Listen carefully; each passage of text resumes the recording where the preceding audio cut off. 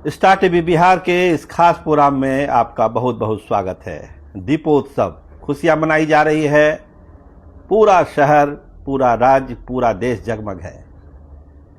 भगवान राम के आगमन की खुशी सब जगह झलक रही है, लेकिन एक खुशी झलक रही है जनता दल यूनाइटेड के लोगों के बीच में। क्योंकि जो खेल हुआ है, नीतीश कुमार ने जो एक चक्रव्यूह रचा था, लगता है उस चक्रव्यूह में अमित शाह भी फंस गए। फिर आ रहे हैं नीतीश कुमार। ये कोई सर्वे का नतीजा नहीं है, ये कोई सर्वे नहीं कर रहा है, ये कैलकुलेशन है, कैलकुलेशन, सीटों का कैलकुलेशन। क्यों आ रहे हैं फिर नीतीश कुमार? इसका आधार क्या है? देखिए, आज ही नॉमिनेशन की अंतिम तारीख थी। नॉमिनेशन का काम खत्म हो गया। सारे पर्चे जो हैं, जिनको नॉमिनेशन करना था, उन्होंने कर लिया।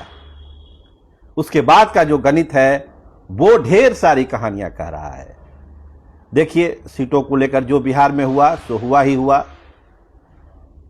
फ्रेंडली फाइट भी हो रही है 9 सीटों पर, वो भी एक तथ्य है।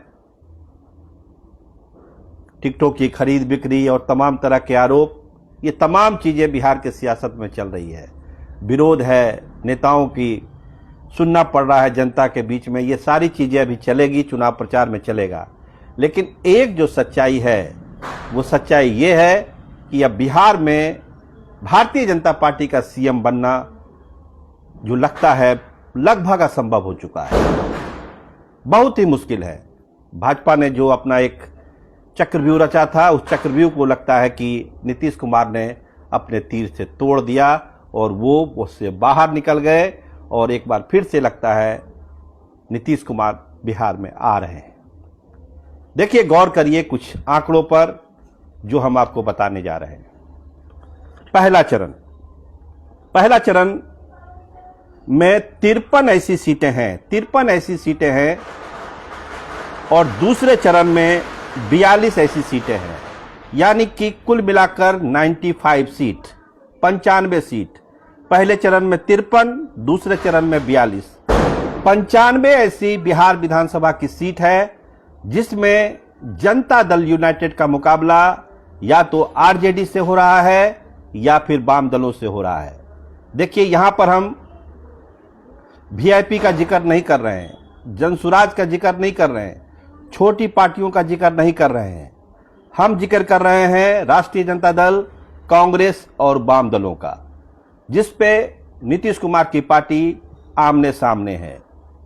एक दूसरे शब्दों में कहें कि सेकुलर अलायंस की अगर आप नाम लें, एक नाम अगर आप ले सकते हैं सेकुलर अलायंस का, तो इन्हीं के बीच मुकाबला है। वो सीटें 95 सीटें सेकुलर अलायंस की है। भाजपा का इससे कोई लेना देना नहीं है। यहां कोई जीतेगा, कोई हारेगा, वो सीट सेकुलर अलायंस को जाएगी। जनता दल यूनाइटेड 53 पहले फेज में और 42 दूसरे फेज में। ये जो कंटेस्ट हो रहा है 95 सीटों का, इसमें जनता दल यूनाइटेड का मुकाबला राष्ट्रीय जनता दल से है, कांग्रेस से है और वाम दलों से है। यानी हर परिस्थिति में भाजपा बाहर है। कोई भी जीते, चाहे जनता दल यूनाइटेड जीते, राजद जीते, कांग्रेस जीते, वाम दल जीते, ये सीटें सेकुलर अलायंस में है। तो 95 सीटों से में तो भाजपा का कहीं कुछ है नहीं। बची 27 सीटें जिसकी जरूरत है, जो बिहार का विधानसभा चुनाव में मैजिक फिगर है 1, 2, 3, उसको लाने के लिए तो वो 27 सीटों की जरूरत है। अगर चुनाव के बाद कोई परिस्थितियां बनती है तो उस 27 सीटों पर भी हम आएंगे। लेकिन एक सीधा गणित समझिए कि इन 95 सीटों पर बीजेपी कहीं नहीं है। या तो जनता दल यूनाइटेड जीतेगी ये सीट, आरजेडी जीतेगी, कांग्रेस जीतेगी या वाम दल जीतेंगे इसको। यानी एक बची हुई 148 सीटों पर, जो भी कैलकुलेशन है जोड़ लीजिए, बची हुई 148 सीटों पर ही बीजेपी 1, 2, 3 फिगर लाने के लिए कोशिश कर सकती है।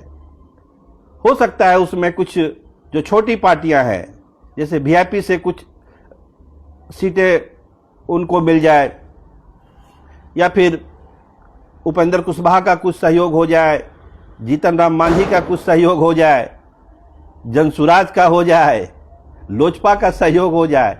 हम उस पर जा ही नहीं रहे हैं।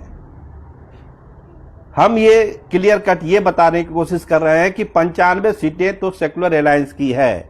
अब कुछ डेटे पर आइए, 2020 का डेटा।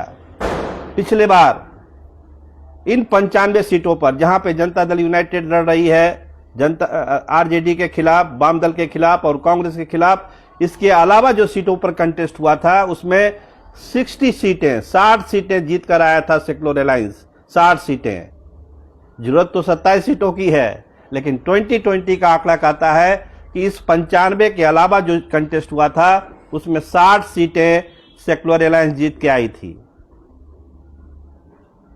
तो कितना मुश्किल है बीजेपी का सीएम बनना। अगर भाजपा ये सोच के इस चुनाव को लड़ रही है कि येन केन प्रकारेण एक नाथ शिंदे बना देंगे नीतीश कुमार को, शिवराज सिंह चौहान बना देंगे, तो ये मुश्किल है जो अभी कैलकुलेशन है आज की तारीख में, उसमें मुश्किल लग रहा है।